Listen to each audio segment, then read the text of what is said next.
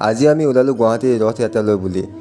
Hello' guys, মই বিদি আৰু মোৰ লগত আছে মোৰ বন্ধু। আকৌ বহু দিনৰ মূৰত আপোনালোকৰ মৰম আশীৰ্বাদ বিচাৰি পুনৰ এটা মিনি ব্লগ বনাবলৈ চেষ্টা কৰিলোঁ। গাইজ, আজি গৰমটো বহুত বেছি, তেনেকৈ আহি ৰথ যাত্ৰা পালোঁহি আমি।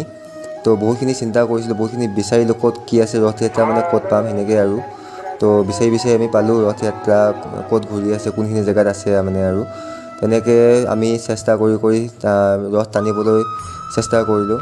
তো সেইখিনি সময়তে বহুত বেছি ভাল লাগিলে আৰু বহুতে কয় সকলোৰে ভাগ্যত এই দিনটো নাথাকে বুলি। তো আপোনালোকৰ মতামত কি গাইজ জনাব।